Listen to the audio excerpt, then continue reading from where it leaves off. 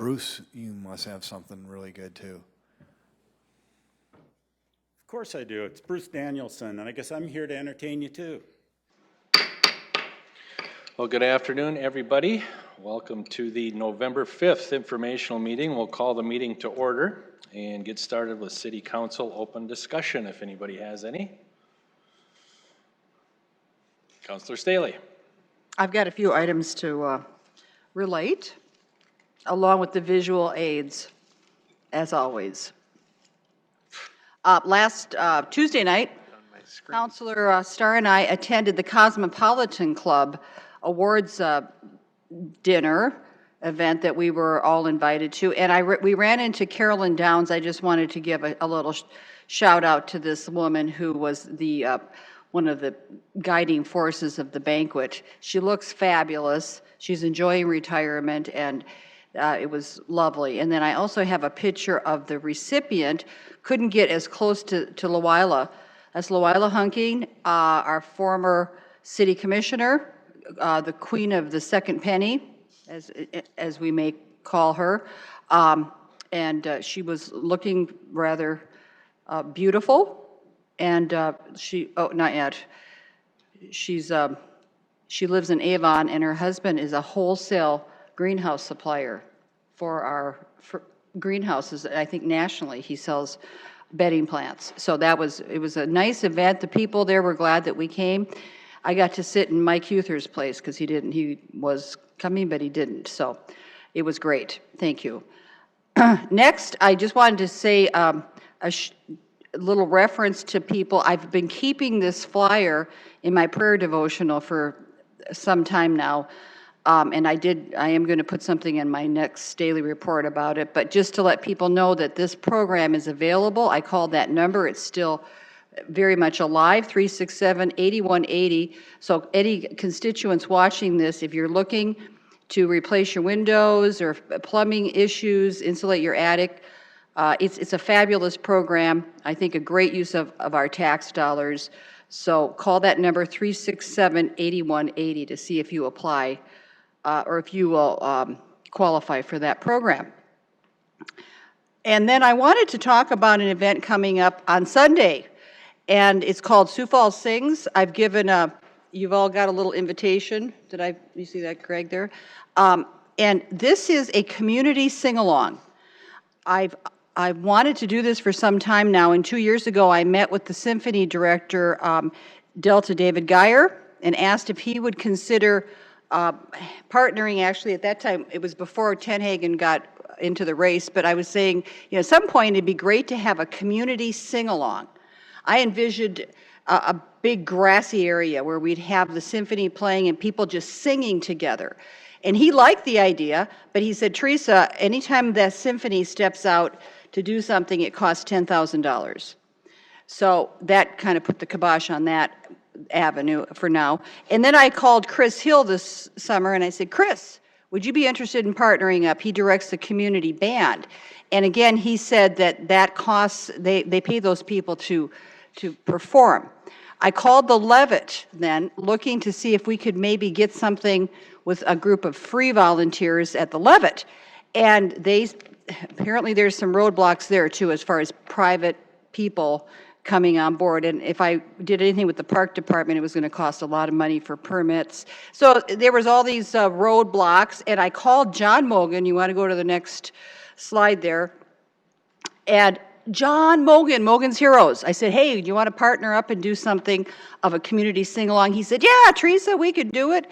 And then the guy on the left there is Bruce Natz. He's the president of the American Legion Singers, the Singing Legionnaires.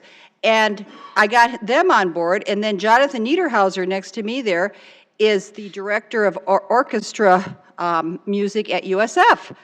And so we about 6 months ago, started having these conversations, and it's coming to fruition on Sunday. And bless USF's heart, I teach there, but they have agreed to let us use their facility. And it's going to be a combination of folk songs, hymns, patriotic songs, and oldies and goldies, led by John Mogan's group. And we did a little segment this morning on Kello, so we took that at the studio. So I wanted to invite you to come if you'd like to sing, and I just think it's you know, we may be divided politically, but singing is a unificational thing. And I think everyone should be singing. We all have that ability. It's a wonderful thing. And then lastly, I think here I went to the Whitewall sessions this weekend. In that, I had on Facebook, they were out there. I said, hey, can people come? And they said, yeah, come on over. And they did their taping on Saturday. And it was about an hour. I went down to their studios in the Last Stop CD shop. You want to show that next one, Jim? There's a blurry photo, but the group was from, I think it was Kansas. Very, very good. So I enjoy watching that show on Saturday nights on Kello. So it was kind of a social weekend as well as working. So that's what I have to say. Thank you. Thanks, Counselor. Anybody else? Counselor Starr. Thank you, Mr. Chairman. I never know what to say about Lawila. She always has advice for me, and I think she had advice for all of us that I probably should share in a different format, so to be open and transparent, but this one I may hold back on some of the advice that she had for us as a group. So it was an honor to be part of the Cosmopolitan Club and their job of recognizing a Citizen of the Year. So it was an interesting event, and it was a good to see a lot of people and the former winners all come back usually for the program, and it was a good event. But the thing I wanted to talk about last night, I had the opportunity to welcome the Egyptian ambassador to Sioux Falls. And on behalf of the city, it was an awesome, awesome event. The ambassador and 6 other people as part of the trade delegation were there. And what's interesting, and it continued today because I heard it on the radio, the same talk, is this group is committed to making purchases while they're here. One of the things that they are committed as part of this trip is to buy 10 million metric tons of South Dakota soybeans, which to me, I have no idea. I tried to convert it if that's a lot or not a lot, but I was assured that it was a great deal of soybeans by the time that they were done. But they wanted to actually work out a way to transport them directly from South Dakota to Egypt to use them and skip some of the large multinational corporations that would add cost, as well as mix South Dakota soybeans with other states and other things that by the time they were done. So again, to hear the people who normally work in this business for us in Sioux Falls and in South Dakota to say that they were really impressed by the commitment that they had. So I'd like to thank Representative Saba for setting this up. And what's really neat about this trade delegation is it was a relationship that was started many years ago between Representative Saba and the ambassador because of Michael's time in the Peace Corps. And he had gotten to know the ambassador when he was both here in the United States and in Egypt as part of Michael's time in the Peace Corps. And the exchange of ideas and the things that we can do as a world community and the relationships that it takes to make that happen are remarkable. And we saw some of the fruits of that last night as part of that group that got together at the Development Foundation or in the Chamber building. So it was quite an honor. And more importantly than anything else out of the whole night, I have a new shrimp pin. So I'm pretty excited about the new shrimp harbor and the Madison project and the things that are going on at Ballatin. It cost me my Sioux Falls City pin, but got to meet some of the people that are part of the Ballatin and the shrimp harbor and putting that all together. So it was an interesting evening of economic development. Thanks. Is that a Bubba Gump shrimp pin? It could be. That's my goal. I think someday I'm going to have 39 flavors of all-you-can-eat shrimp when these people start producing shrimp. So that's my future goal. Oh, boy. Anybody else? Okay, well, we'll move into our presentations, and leading off, we welcome our Assistant Director of Public Health for a presentation on microblading. Welcome, Alicia.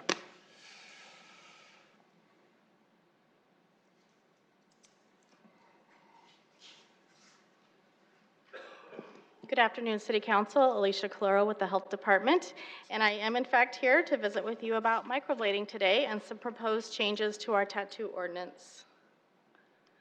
I would just remind everyone that we do have existing tattoo ordinance that we oversee in the Health Department, Chapter 122.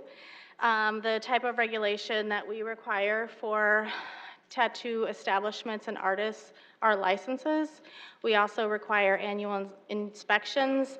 And then there's quite a bit of detail within that ordinance around physical space, sterilization methods, the types of equipment and the materials that are required and whatnot. I will say the primary purpose of our tattoo ordinance is really to ensure that that procedure is done in a safe and sanitary manner because of the risk of exposure to bloodborne pathogens. So we've had for a couple of years now a new type of tattooing that has come into our community called microblading. And I think the easiest thing would be for me to just read you this definition, which is from the FDA, that microblading is performed with a configuration of needles attached to a handle. It manually creates small cuts that resemble eyebrow hairs, and then it's filled in with ink to achieve the appearance of fuller eyebrows.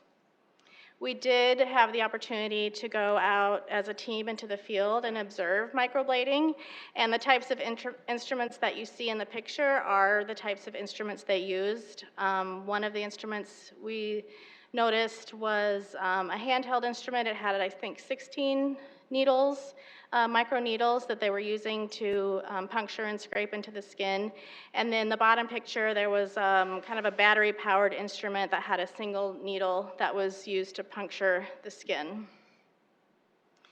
So the only differences that we could really observe between microblading and tattooing is that microblading doesn't quite go as deep into the skin, therefore the results are semi-permanent. Microblading usually lasts between 8 and 24 months rather than a lifetime. So why is the health department interested in this? Well, just like tattooing, as stated here from the National Environmental Health Association, it's recommended that microblading be considered tattooing because of the risk of transmission of bloodborne pathogens, as well as introducing infection if this procedure is done in unhygienic conditions. To give you a little history on how we came to today to making this recommendation to you, in 2017, the Board of Medicine looked at this procedure and determined that it is not a medical procedure and therefore declined to regulate it, but did make the recommendation that it be considered tattooing. In 2018, the state of South Dakota adopted microblading into its definitions around tattoo artists and tattooing, which are noted for you here today. And so once the state of South Dakota took that action, we began to do due diligence at our department and see what recommendations would be prudent to make to you. We did look at other communities, states, municipalities, and you can see from this sample that I provided, the vast majority of municipalities and states that we looked at are regulating microblading under their existing tattoo regulation. So Minnesota, Nebraska, Michigan, Iowa, and Fargo all require their microblading artists to have a tattoo license. I did reach out to Fargo and ask them about their program, and they adopted microblading into their body art program in 2018. They said it went very smoothly, no community pushback, and really when they find someone in the community that is performing this, they just provide them a pathway to become licensed. It's really been pretty smooth. As far as the local impact, we estimate that there's about a dozen artists in the community already performing microblading. Some of them, likely up to half of them, are already licensed tattoo artists because they do permanent makeup, which requires a tattoo license. So right now, of our possibly a dozen microblading artists, about half of them are already licensed. We did invite the ones that we knew of, this dozen or so artists, to a public meeting in August. We had 5 people attend. We talked them through what it would look like for their artistry to fall under the tattoo ordinance. They did not have any concerns. In fact, they were proponents of industry regulation. They pointed to other communities and states that they had worked in where licensing was required. And they also suggested some additional ordinance language, which I'll briefly touch on in a moment. So given where the state of South Dakota has landed with the definition of microblading, as well as our research into other communities and working with actual artists in our community, we are recommending that microblading be added to the definition of tattooing in our tattooing ordinance. We would also recommend adding a requirement for bloodborne pathogen training. This is what I was referring to a moment ago. The microblading artist pointed out that in other states and communities that they have worked, it's commonplace for tattoo artists and microblading artists to have requirements around bloodborne pathogen training. It's a relatively easy training to achieve these days. You can usually do it in 1 or 2 hours online. You can, it can be as inexpensive as $25 to receive that training. So we will recommend that we add language around requiring bloodborne pathogen training. And then there is a bit of cleanup language that we would bring forward to you. The state has done probably 2 iterations of language changes to their administrative rules, which really just modernizes the rules. And so we would bring those forward to you as well. Any questions? Okay, thank you. Councilors, questions? Councilor Staley? So this cleanup language, or the pathogen training, is that going to be for tattoo artists as well? Yes, if we add it to our existing ordinance language, it would be a requirement of tattoo artists and microblade artists.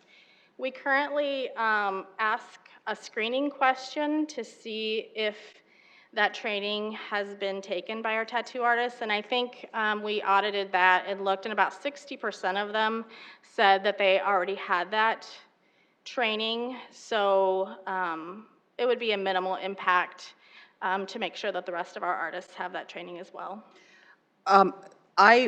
When you were giving this presentation to the committee a few weeks ago, I put the Argus story online, and I will tell you that it received lots of support. One person from a Republican perspective said, don't do any more regulations. That's the only thing I heard against this, was that this kind of a sense of, get government out of our business. But I think you're going down exactly the right track.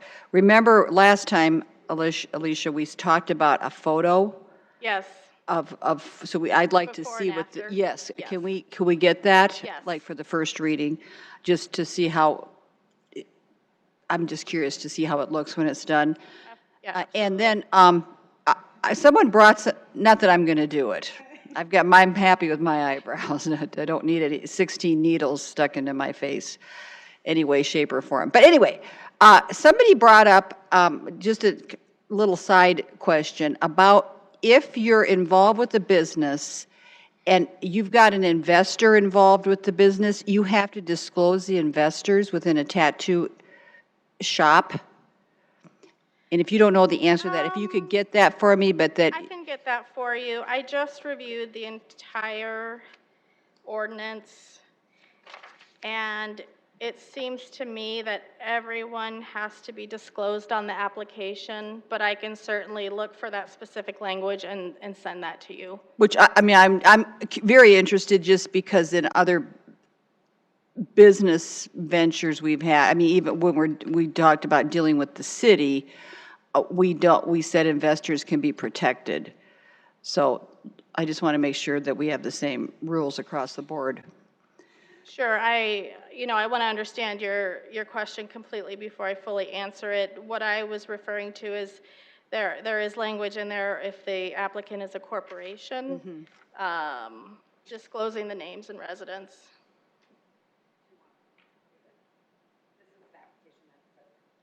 Oh, sure.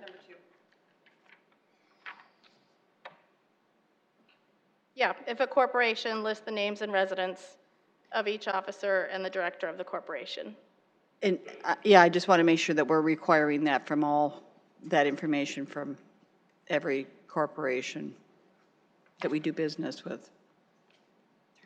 And we're not even doing business with it. I mean, does that mandate come down to anything we're licensing? Like daycares? city? Yes. I can't answer that question. That'd be something just to look at. I'll have our staff look at that too, just to make sure we're not, I mean, are we adding added scrutiny to this industry and not to other industries? Sure, I mean, certainly sounds like a great question for the city attorney. Okay, thank you. Counselor Neitzer. Yeah, that is kind of curious. It could be maybe antiquated language or something based on something else. Although I will note, what was it, directors, and what was the language? Corporation. I was going to say, I have a copy of it too. It says, if a corporation lists the names and residence addresses of each officer and director of the corporation and of each stockholder owning more than 10% of the stock, and the address of the corporation itself, if different from the address of the tattoo establishment. The other part that's kind of interesting on the application part is it also asks for, you have to attach a copy of identification, such as your driver's license and social security card and proof of age. And it must also include individual or partnerships, applicants' height, weight, eye, and hair color, and sex. You almost wonder if there isn't some, I don't know if there's a time in which the industry was considered not above board or something, because I will give you another example of something that isn't related to this, but we should look at it because I've heard professionals in the industry take offense to it. The fact that we refer to massage establishments as massage parlors in our language, I think still, and they take offense to that because obviously it sounds like it's, you know, shady, Yeah, and I it's mean- not, it's, yeah, that it should, we should say massage establishment or something maybe a little more appropriate. Yeah, and that's, as I mentioned, we do have some cleanup recommendations to talk about with this ordinance. Regarding massage parlors, we at this time or massage establishments, we don't regulate those at this time, so somewhere in our ordinance, there could be some antiquated language, and I'm sure other sections of the ordinance as well. Yeah, you know what, actually, now that you remind me of it, I think in certain places of our ordinance, I think, for example, like, might be in the zoning ordinance, we might say that, you know, you can't have a massage parlor in this Okay. area, and that, obviously, somebody took great offense to that, you know, Sure. sort of a thing. Yeah, Maybe I you can don't have understand. anything in health because you don't regulate it.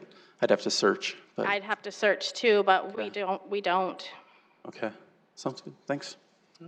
Anybody else? Counselor Starr? Yeah, one of the other places that, as long as we're doing this and we have a little bit more, is in the application for the tattoo artist. Can you talk a little bit about why we require it to be a permanent facility? I know that I've been approached by a couple of different individuals that are tattoo artists that wanted to bring a show or a large, you know, that they would go to the convention center or they would have a display and they would actually provide tattoos as part of it. You know, larger cities have those kind of traveling shows. I would think there are other times during the summer that there are large gatherings that have that. And I get the hygiene part of it, but if we wanted to host one of those type of shows, our current ordinance doesn't allow that. Is that something you guys have looked at and had a chance to say, well, maybe we are at the point where if a large group wanted to come in and do a show or wanted to do a temporary facility that we could add some type of temporary licensing? Yeah, I can talk about that a little bit. Our current ordinance does have provisions for temporary licensing. And I believe that it also talks about that temporary license holders may not need to adhere to all of the requirements of a permanent licensed establishment. We haven't been approached, directly to me that I'm aware of recently for having a show. The last time I remember that we did approve an application such as that you're talking about, there was a show, an artist show at the pavilion, and they wanted to also include a tattoo demonstration. So we did work with that tattoo artist, and they were able to do that demonstration. So on a case-by-case basis, we would definitely review those. I think, the most ideal circumstance would be if it was a group of local artists who wanted to do a show and were already licensed and known in our community. What we would probably want to scrutinize and, understand from a community level is if we wanted to have a large national event, because there is a certain level of risk when you're not actually the entity that's licensing, and perhaps these artists can come through and maybe there's an aftercare issue or some type of issue that would be difficult to follow up on. So I would not say 100% that it's not possible, but certainly we'd want to look at those as case by case, and there is language in there for temporary event licensing. Thank you. Councilor Erickson? Couple questions, excuse me. When you do the annual inspection, I'm curious of how many citations we've had over the years, or if it's pretty uncommon. I cannot think of the last time we had a tattoo artist citation. We have an inspector named Jeff, and he specializes in the tattoo establishments. So he knows the artists and the establishments very well. He provides education while he's doing those inspections. And I just can't recall a time that we've had an issue with a tattoo establishment. That's great news. I think that's, doing the annual inspection is responsible, and I'm glad to hear that there aren't any citations for that. My other question comes along the microblading. Social media can be a necessary evil, I'll say sometimes. And so there was, I don't know, in some group, mom's group page that I'm on, somebody got the service done, and she posted some pictures, and it didn't look very good, and it was right before her wedding. And so my question is, as far as what they need for training before, or if they can just say, hey, I specialize in microblading, it's a little bit different than something that can be covered up than what's right at our face. Yeah. So if there's any, what are the, I don't know if there's consequences, or is it just kind of buyer beware that when you go get your lipstick tattooed or your eyeliner tattooed, same kind of thing? So in looking at the tattoo ordinance, and I believe the same would apply for microblading, is we're really regulating the hygiene rather than the artist training. There isn't any existing training requirements for tattoo artists. And so, using, your own referrals from people that making sure that, even asking an artist if you can observe their techniques, if you can see if they've had training certificates or bloodborne pathogen certificates. Responsible artists will be happy to share that information with potential clients, and those are the recommendations that I would make. But I will say that, even with adopting microblading into the tattoo ordinance, that's going to potentially require some bloodborne pathogen training, but it will not at this time require any actual training into technique. Or cosmetology or anything like Right. that. You don't go to school to microblade. Well, there are training programs. Okay. The artist that we observed in town has a training program, and she will train artists from other communities, and it's a very rigorous training program. It looks like she's done her homework, but those are not falling within our requirements. Gotcha. Thank you. Yeah. Anybody else? Councilor Staley? So let's just shift this over, just for my curiosity's sake, to the pedicure, manicure industry. Do they have this bloodborne pathogen training already built in? I would have to research that for you, Counselor. We don't regulate that. I think that would be... Who does regulate that? The State Cosmetology Board. Really? So do any municipalities ever go in and regulate? Because that would be, actually, I think people are clipping and cutting and touching skin when you have those things done. So would we ever do that? Because I thought like with daycares, doesn't the state have something and we have our own? Yes, and that's because there's a gap, because with the state, when there's a home daycare with 12 children or less, that is a voluntary registration. And so I think to fill the gap, the City Council of Sioux Falls decided to require registration so that you wouldn't have in one community some registered providers and some unregistered providers. So that would be, you know, I think it's a council decision on things that would be regulated, but if you did believe there was a gap in the cosmetology industry, then perhaps that is something that you would look into. But we have the state cosmetology board that would provide that oversight. Well, and when you're talking about education, those people, to do a pedicure and manicure, you have to have be trained, right? I mean, you can't, it's not like this. I believe you need a tattoo. license, but Yeah. as I mentioned, I'd have to research that for you because that's not within our purview, so I'd have to know exactly what the state is requiring, but you do need to be a licensed cosmetologist in South Dakota, I believe, to offer those services. Okay, thanks. Okay. Anybody else? Looks like that's about it. Thank you very much. Next up, we have an update, a Greenway update.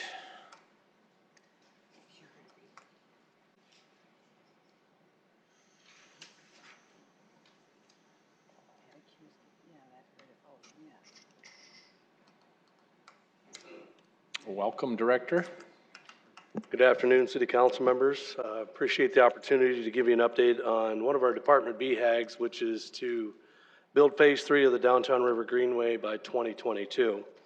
And with the development plans for Sioux Steel property, presents a great opportunity for us to realize an additional phase of Downtown Greenway development that I think we could all agree that has been an incredible boost for downtown Sioux Falls and redevelopment of the Big Sioux River.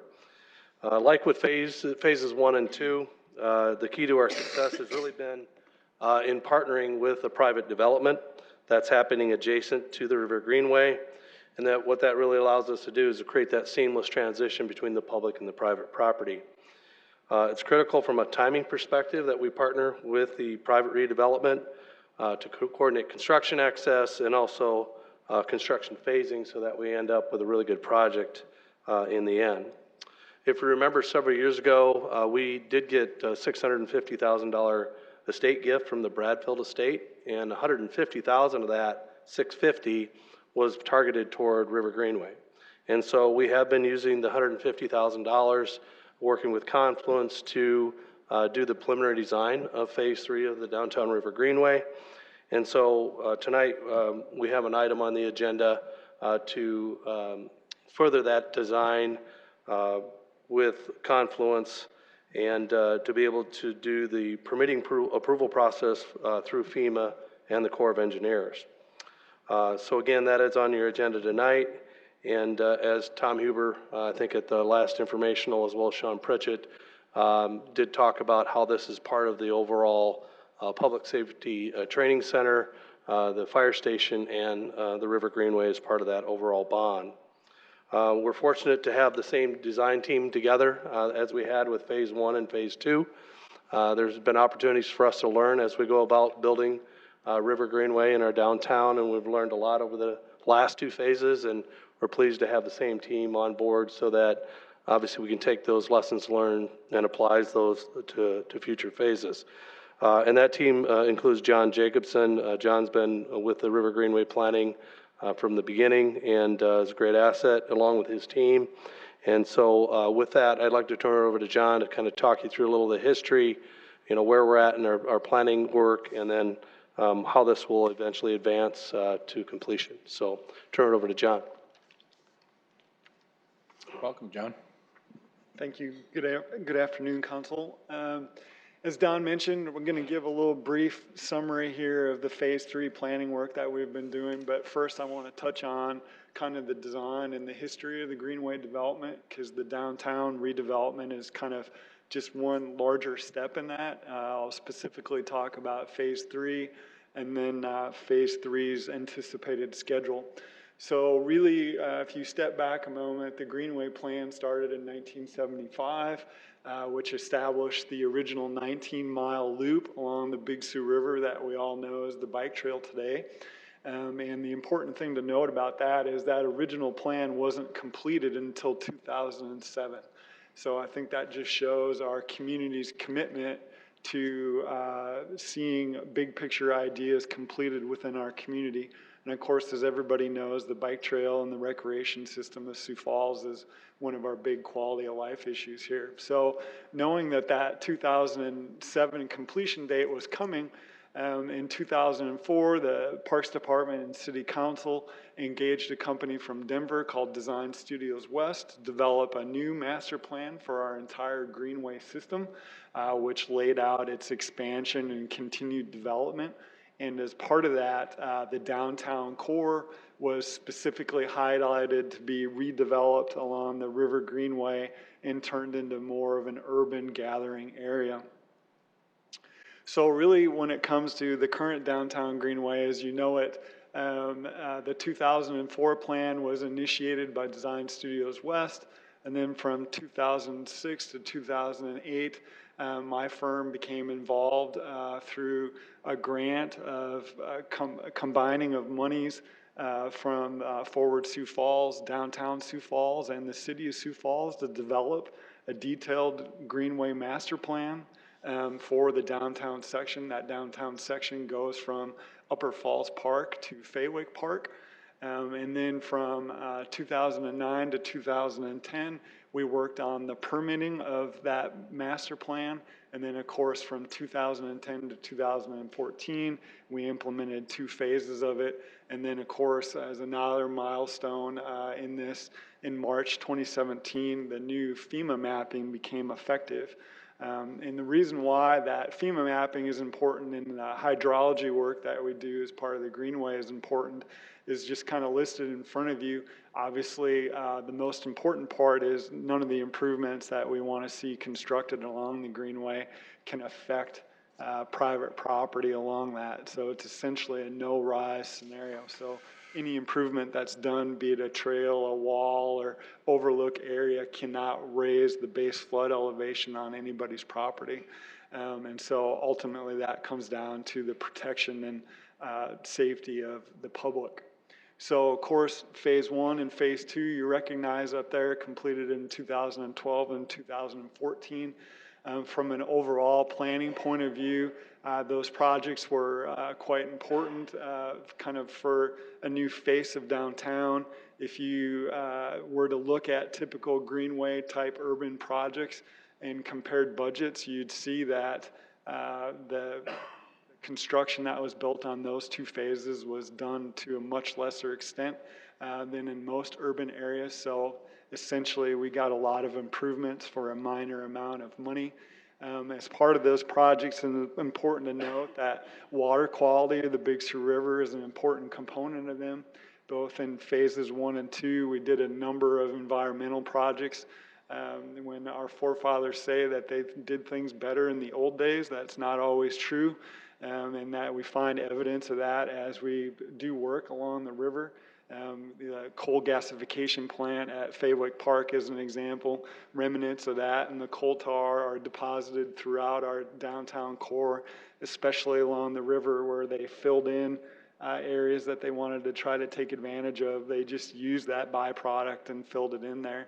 And there's also things like existing structures, the old plate girder bridge that's there that we replaced by Sharapa, that was covered in lead paint, which just sat there and deteriorated over into the river over the years. So there's a lot of environmental factors that we deal with as well.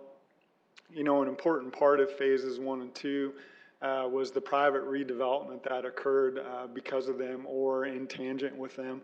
A couple projects there, including Sharapa Place, the Hilton Garden Inn, the Lumber Exchange Building, and the Raven Corporate Headquarters are all projects that were built or sprung from development of the River Greenway. And of course, you know, the Arc of Dreams, which was just completed here in 2019, but there's also important community events like Riverfest that have spawned from the development of the downtown River Greenway. So some of the summary of those impacts, in phase 1 and 2, there's over $82 million in private mixed-use investment along the River Greenway.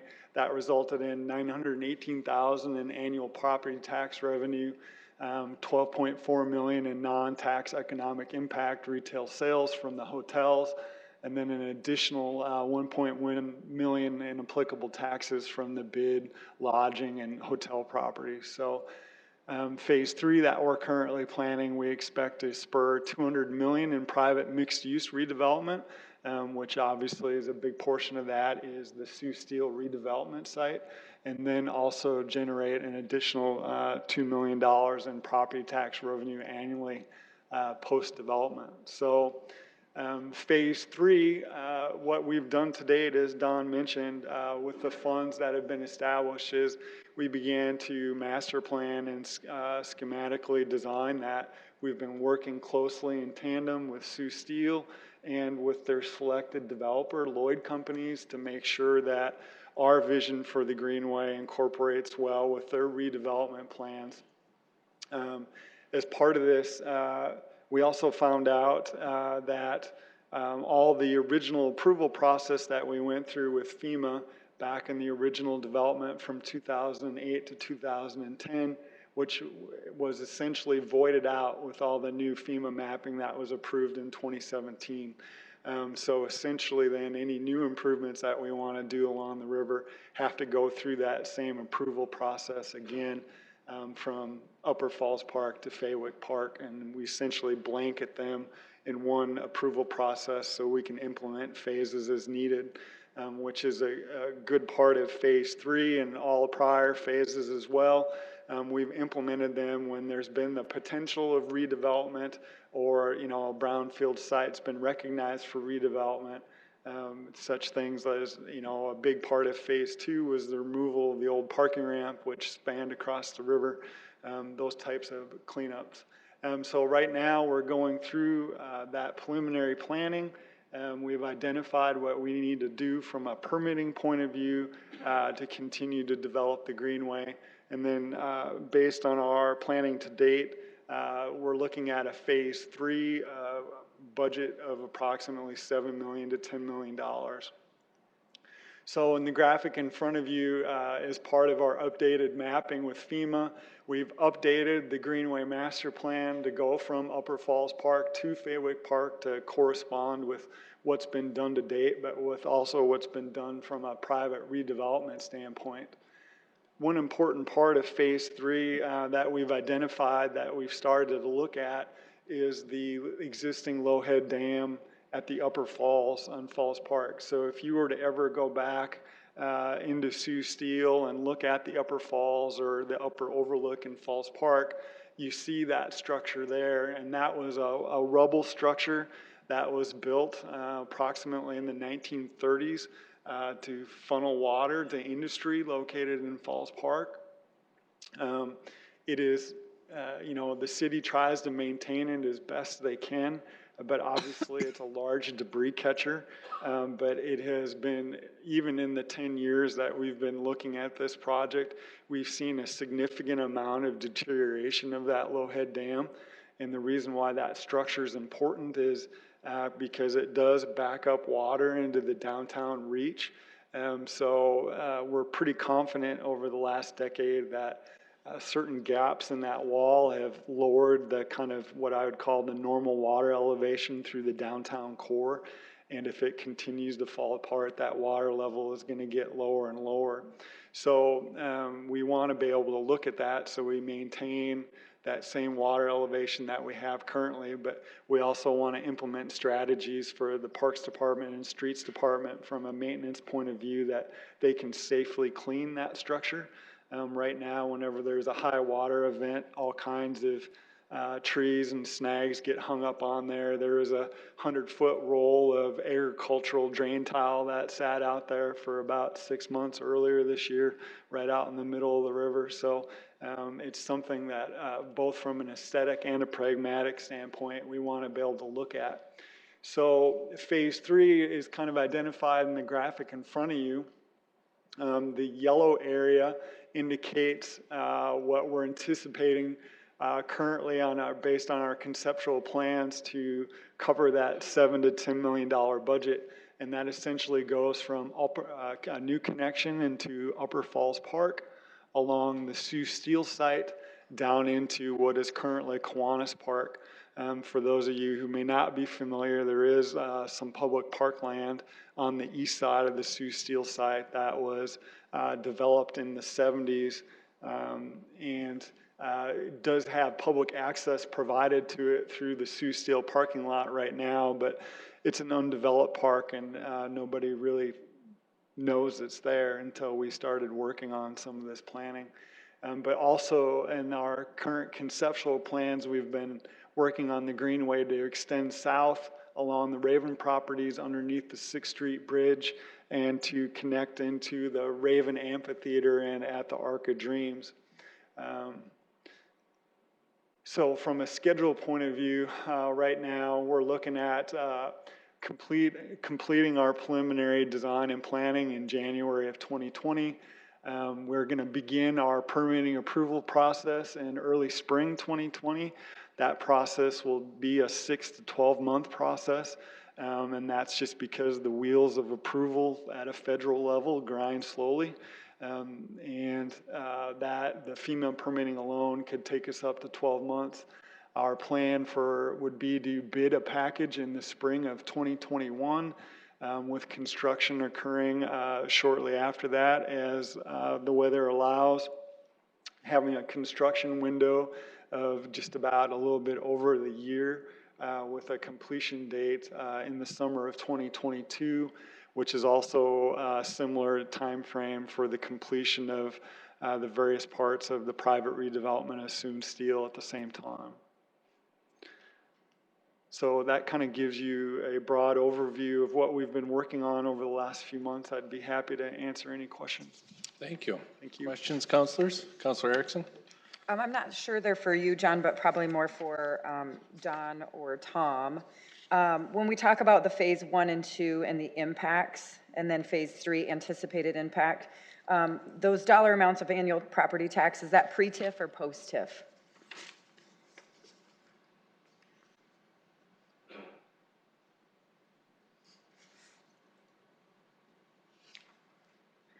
I believe you're talking about this slide that John had right here.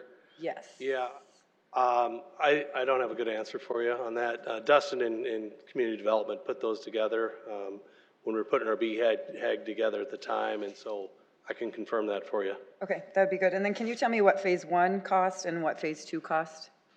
Yeah, phase 1, I want to say was right at $5 million, and phase 2 was right at $4 million.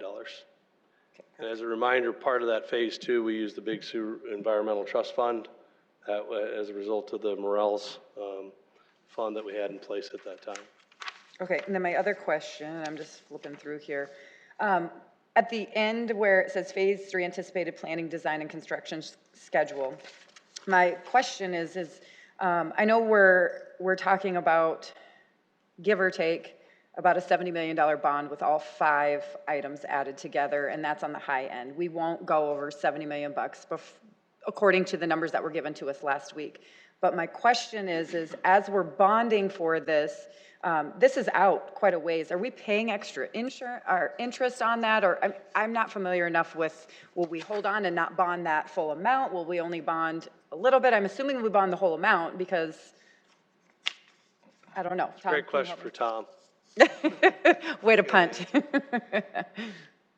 I don't know if I'm very clear in my question, but I mean, we're doing essentially 5 unrelated projects in one bond. And so we have the public safety building, we've got 2 that we're refinancing, the fire station, and then this one.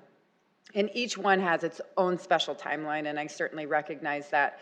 But as a component of that, us doing them all in one large bond was that there would be cost savings with that.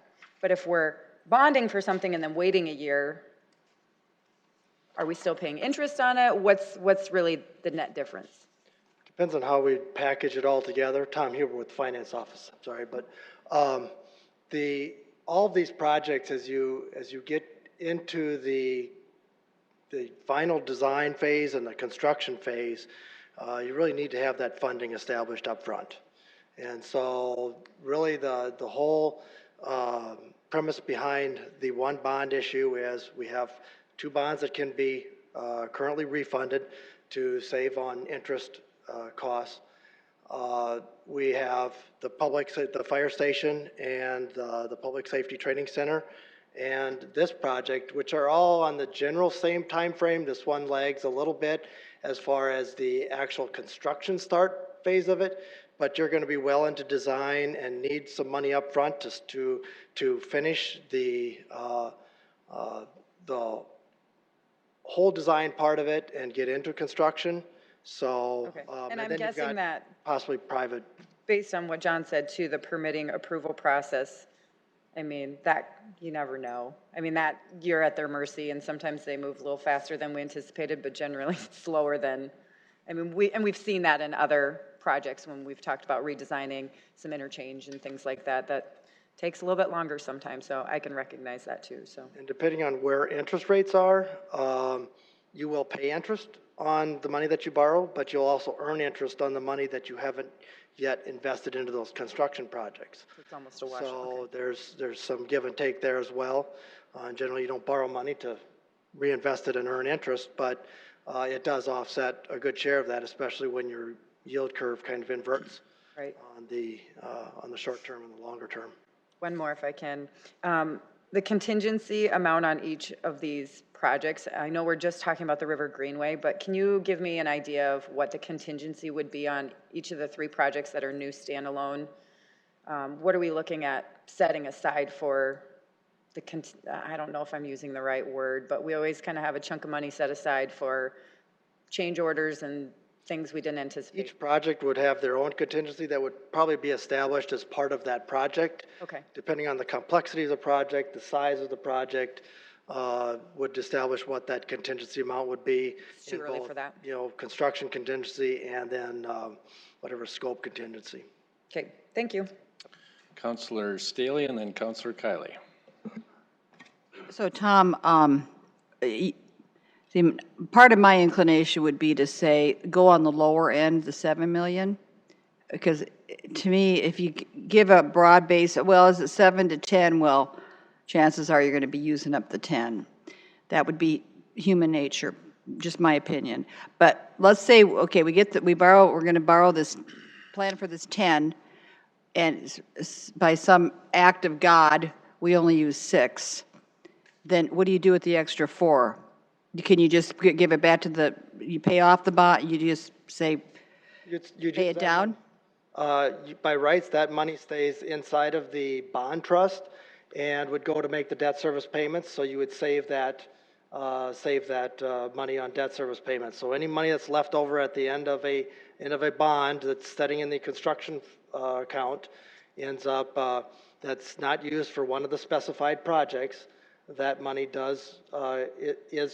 stays in the trust. You don't bring that into the city's primary account, and it would make the debt service payments. And generally, you don't have that much left over, but we've had instances where it's offset how much then sales tax would pay into that debt service. So But at the end of the frees up other day, sales tax dollars. yeah, because I'm trying to, let's equate it to somebody who's, they're trying to pay their mortgage down early. So they're putting extra payments on to pay their mortgage down. But I guess I don't know of an instance where somebody's borrowed more money than they need and then they just hang on to that money. Or sometimes there's a penalty, you can't prepay it. You have to hold it out for a certain term. Apparently that's how this goes. You can't say, You well. would use it fairly quickly to make your debt service payments on those issues. Generally, to earn a competitive rate, you have to kind of have call protection on tax exempt debt at about 10 years. So you wouldn't be able to prepay prior to that in general.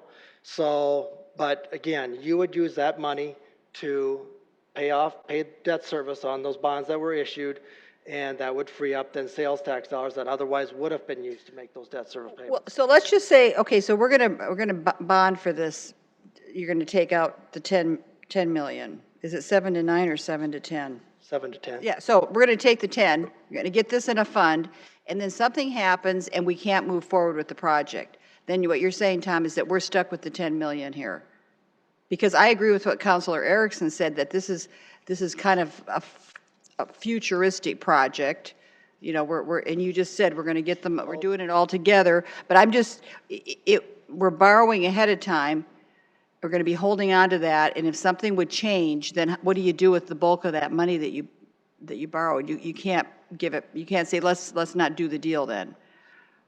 Well, again, you have options on using that money to pay debt service on the outstanding bonds that you have, and we have plenty of debt service to pay, which frees up that sales tax dollars that otherwise would have made those debt service payments.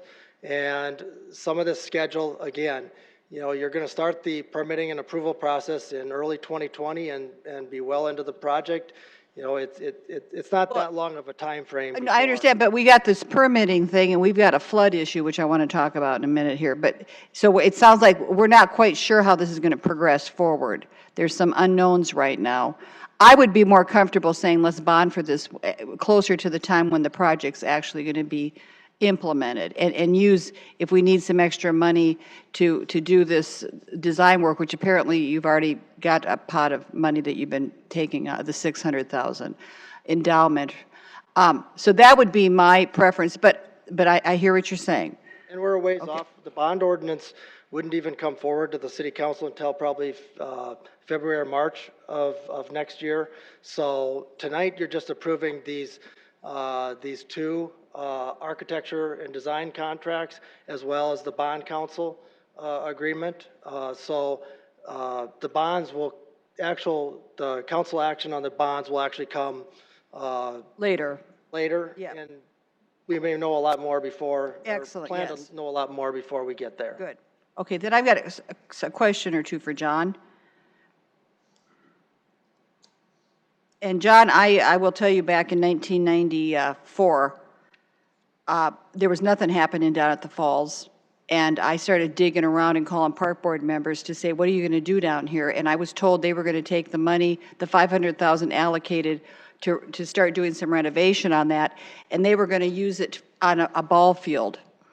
And so I wrote a letter to the editor, and the Argus leader put out an editorial agreeing with me, saying we need to put the energy into the falls, into that area. I used to walk that area all the time. Been across those railroad trestles and down at the Kiwanis Park. So that was a place dear to my heart. And it's totally changed now, of course. There was talk when this started happening that they were going to recreate Seney Island. Have you ever heard about that idea? I have. So we actually have a graphic that's not in this presentation, but so if you were to picture, so you can see North Phillips Avenue at the bottom of that graphic there, and the Levitt at the falls. So Seney Island essentially used to go from the 6th Street Bridge where it crosses the river. It bent all the way down to Phillips Avenue there in the middle of the page, and then went up to where the Lowhead Dam was at. So it actually was not a tiny piece of real estate. It crossed Phillips Avenue a little bit. That's why Phillips Avenue in the old days used to dead end right there. So there on the Sioux Steel property, there was a quartzite pit there. There's been a number of activities. So yeah, we've done mapping for all that, and based on historical plats and photographs, we have a good idea of where Seney Island used to be. But there was a plan to recreate it, to put the channel back in. I don't know anything about. No. It used to be called Island Avenue, because it was a border, Phillips Avenue was Island Avenue. But yeah, there was a plan at one time under Dave Munson when he started renovating this to recreate that channel. So that's apparently gone. So I'm curious about what you're going to be having. I know on the first phase, we've got big plaza-like areas, places to walk. What's the plan on this side? Sure, you bet. Well, right now, programmatically, we're still working through all those details. But first and foremost, Phase 3 of the Greenway development is about access along the west side of the river where it currently doesn't exist today. So an important part of the 2004 Greenway Master Plan in the downtown corridor was to provide access along the west side of the downtown river.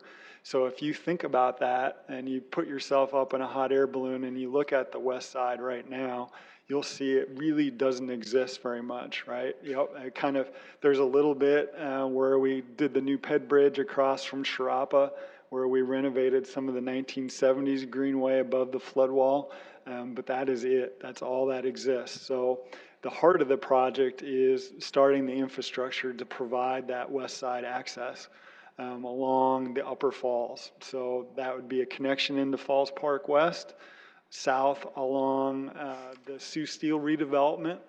From a planning perspective, obviously we're looking at it along Raven and connecting into the Arc of Dreams. From that point, the access will be above the river because from a hydrology permitting point of view, we can't build improvements down in the river along the west side because it does increase that base flood elevation. So from there, it goes above the flood wall underneath that, probably through a public-private alley along the backside between the 6th or from Arc of Dreams south past 8th Street and the redevelopment there underneath the 8th Street Bridge. And then it goes back down again after that point and would go down along the river where the old parking ramp was removed, down along the river into Faywick Park. So we would have a lower part there. It goes up again kind of in the mid-block section and then back down along this stretch. Are you thinking in terms of a walking area, a walking path, or are you thinking in terms of a plaza? Sure. So in this particular Phase 3 section, it's a combination of walking path and overlook areas. Our only gathering area would be the green space in Kiwanis Park. That hasn't been formally programmed yet because we've been working with the private redeveloper to really get a feel for what their plans are. But it's been important to the Parks Department to provide green space in that spot for the redevelopment, so that Kiwanis Park will be the gathering area. And then from there to the north, you'll see along the upper part of the upper falls from the Lowhead Dam to the north into Falls Park West. That is, we're looking at designing that in a boardwalk type scenario so that you can be out above a lot of the rock formations and kind of integrate with them that way. So it's a different experience than from some of the other greenway that currently exists today. And there would be some overlooks as part of that, but they would be very small, informal gathering areas just to be able to take in the landscape. And did I see that you were going to remove that Lowhead Dam? So as right now, as part of our work, we'll be looking at options for its reconstruction because we do need a structure there of some sort to be able to maintain that normal water elevation. It's just the one that's currently there is deteriorating and also is really tough on the city from a maintenance point of view. It's a safety hazard. It's not the best conditions for city workers to be able to go out there and clean it. So if it was gone, you're saying that the flow would be lowered, it just would be moving through so much faster? That's correct, and its normal water elevation would be significantly lower by a couple feet through the downtown reach. Interesting, thank you. Yep. Councilor Kiley? Thank you. Tom Huber, if you could come forward again. Just a couple of questions to kind of continue with that discussion of the bonding now versus later. If you listen to economists now, you'll hear them say it's not a matter of if we're going to have a recession, but when we're going to have a recession. What kind of impact does a recession have on bond rates?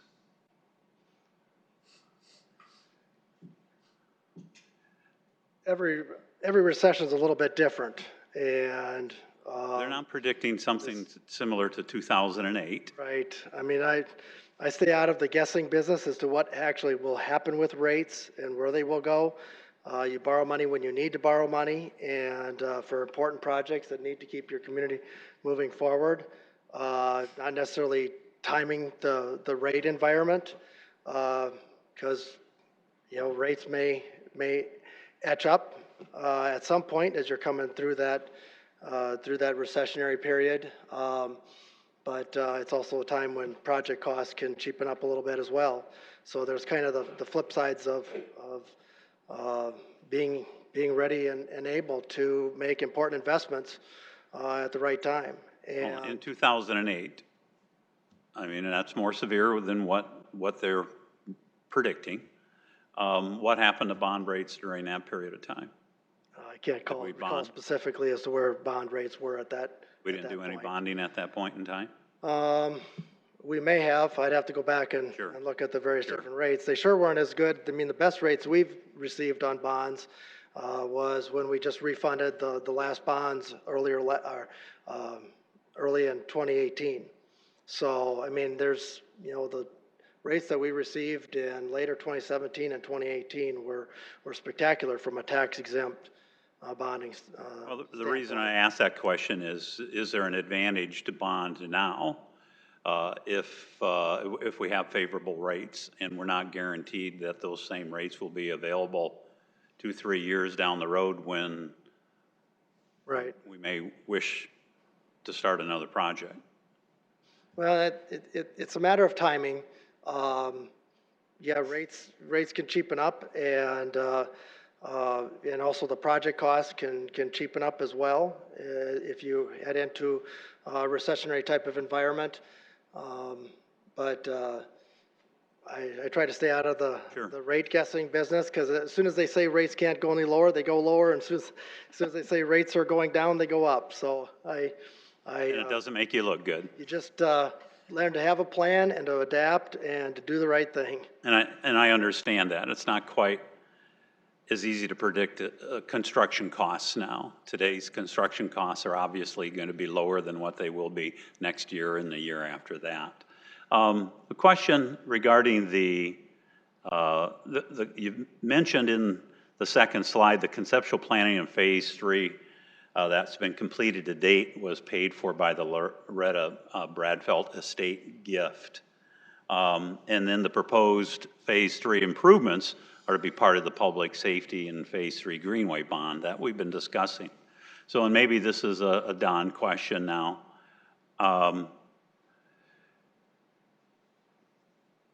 January 2020, in our phase 3 timeline, it states complete preliminary phase 3 planning and design. So does that require, so step 1 under phase 3 there on one of the very last pages, does that require additional funding? Or is that still going to be covered by the Loretta Bradfeld estate gift? No, we're essentially, it was exhausted that $150,000 that we've got. And I think there's just some final pieces that John's wrapping up as part of that contract that we entered into. And so we're before you tonight for an amendment for that contract and using existing CIP dollars that we have in our plan to fund the additional work that for the permitting through the FEMA and Corps to get all that permitting in place and get that review taken care of. And also just note that it does say 6 to 12 months. And so it could be 6 months, it could be 12 months. We just don't know, but, we have to plan for the outset. Correct. And Councilor Staley had encouraged the team to stay to the lower amount of that $7 to $10 million, but doesn't that $7 to $10 million, isn't that really an estimate at this time? And it's going to be the completed phase 3 planning and design that will give you the exact amount? Correct. And when we do, when that bond, it is time to include that bond, whether it's on a standalone or a package deal, that figure will be determined at that point in time. There will not be a range as there is in this presentation here. Right. John will provide a detailed cost estimate of exactly what they believe it will cost to construct phase 3. And it's dependent on completing that phase 3 design. Yeah, and the Lowhead Dam is part of what they're studying as well, and what that'll cost to make sure that that stays in place, because, the improvements that we made along the river and through the downtown reach, it's important to have water that you can also canoe and kayak and be able to recreate on. And so that aspect of it is really important. And if the Lowhead Dam can't back up that water into our downtown reach, you know, that's a problem for us. Absolutely. I was going to say, if you just can envision the Sharapa Place and the steps going down to the river now, what would happen to that venue if that water level wasn't maintained? Well, there's no doubt, and it has been 5 years now that we've worked on the downtown River Greenway system. And it is nice to see that we have the capability of moving to the west side too, from the east over to the west side, because that's going to be very important, and obviously very important that we partner with those, or we collaborate rather, with those private developers over there too. And so that ensures that we can utilize the park green space that does exist there today. And I know that the National League of Cities is going to be in San Antonio, Texas this coming, well, later this month actually. And for individuals that have been there, you know what I'm talking about. For counselors who haven't been there that will be going, I'm not going on that particular trip, you will see firsthand how that has benefited the community of San Antonio. And many of us have discussed in the past that we envision what they've done there and the development that's taken place since they developed that area, that we envision that happening here. We've already seen that to a certain extent today, and we can just expand and capitalize on that even more.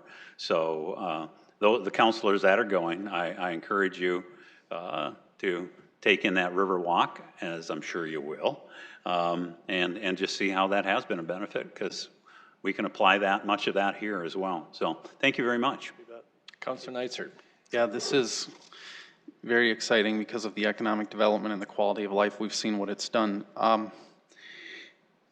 So looking at when we're going to do, so the permitting approval process, is that, that's essentially getting the FEMA approvals, CLOMARs and whatever it is? That's correct. There's a number of steps. One would be the new CLOMAR through FEMA. Another one would be a 404 or potentially a 408 permit through the Corps of Engineers.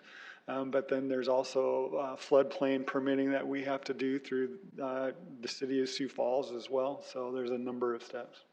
And then from between there and the actual bidding of the packages, is there more design and engineering work that has to be done to prepare the bid packages? Yes, that's correct. So right now, what is in front of you this evening for approval is to go through the permitting process, and then after that, it would be additional design work to fully assemble a bid package for contractors to put together bids for this, and to detail design everything, which we don't do at this conceptual level right now. And that's where I was wondering, is that something where, would you be looking at bond proceeds for that potentially? Or, because on projects this big, it's usually a significant amount of money to do the engineering and the design. Correct. Right.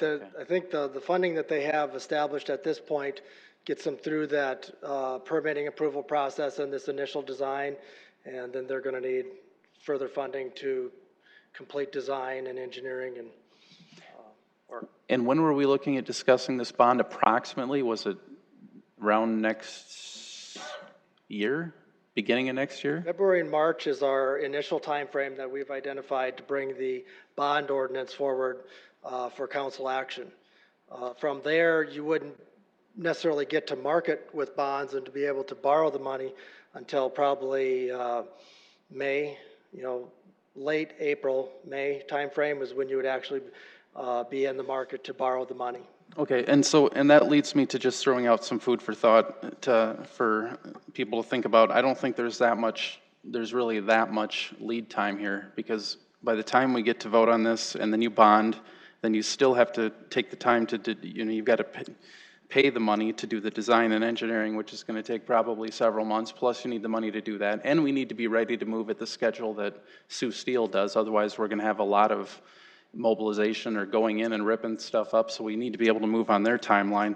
The other thing to think about is that there's a lot of fixed costs in bonding, And so if you can do one bond versus doing two, a second bond is going to incur a lot of redundant costs that we would have to pay bond attorneys and all of that. So, you know, there's some synergies potentially to doing it as one. And before you can go too far on a project and get into that bid phase of a project, you have to know that you have the money to do it. So you know, you need the money up front to be able to, and have at least the ability to bring the money in up front to keep these projects moving forward. So, you know, the private development counts on that, the whole complete package, you know, counts on things continuing to move forward in tandem, like you said, for the construction phase. Same on the public safety projects. Okay, thank you. So, and Counselor Nicer, just maybe, or Tom, I don't know if, I haven't heard a timeline of the Sioux Steel project, since you referenced this kind of hinging on that. What is the Sioux Steel I don't have that information. Counselor Nicer, maybe you can clarify. I don't think it's probably my place to be saying exactly when they think they're moving forward, but But they're working on it, so. but you indicated this should be timely with what they're doing. And so if, that must mean that they're planning to do it in. Sure. So our conversations with them as far as our coordination goes to date, their time frame for completion of their project, as I mentioned up there, is the summer of 2022. They're probably looking at a phased opening of their development. I can't speak to that other than kind of their end date of the summer, but I know that they are currently finalizing their schedule, and it's all part of their conversations with the city, which I haven't been a part of, so I can't specifically say for sure what dates, but this is all product of our conversations with them to date, so. Okay, and yeah, we've had no conversations either, so, okay. And then, Tom, thank you. Just a clarification, because Counselor Kiley was putting a crystal ball in front of you. So if, back in 2008, I do believe that, you know, he was asking about what was happening with the bond rates, but I tell you, I would ask what happened to our sales tax income. We had some very lean years after that. So, you know, maybe the bond situation is better now, and we're going to get on board because there's a recession coming, but recessions coming can affect the income coming in as well. It can affect the development that's happening as well. So it's not just. My vote would be no recession if I have a vote. Yeah, right. Yeah, but I mean, there's always a flux of positives and negatives on either side. Thank you. Anybody else? I had one or two questions, but I think one was kind of answered already. Councilor Erickson had asked something about a TIF, and I think my question was in line with that a little bit. I was kind of wondering what the goal was for this $2 million in property tax revenue to be hopefully coming in, if there was a goal in sight as far as a year out there, but that might tie into that question. You were going to look into that. Am I answering it already for myself? Yeah, we'd be glad to work with Erica and Dustin to get some of that information to you about the timing of all that, and whether those numbers are pre or post development and post TIF. So I think the timing of that, obviously, it's kind of rolls out over time, but it's kind of not an area I deal with very much. So I can get some more information or have Dustin or Erica reach out to you guys. That'd be great. Thank you. My other question, probably more for Tom, and I think this has been covered in the past, but maybe you can give me a refresher. So when you're talking about, like Councilor Neitzer again was talking about when you're putting bonds together, and of course we've talked about this a lot in the last few weeks, what kind of percentages or fees do you save again by tying them together? Can you give a simple example? I mean, I know it can be complicated. You're going to save, in the bond council agreement that's up tonight, straight up is if you do two issues, you know, if they're done within 12 months of each other, it's an additional $25,000 is in their agreement for the second issue. There's, you know, a whole nother set of documents you need to prepare, and so that's straight up just hard dollars. There's also the rating that you would have to go back and have bonds re-rated.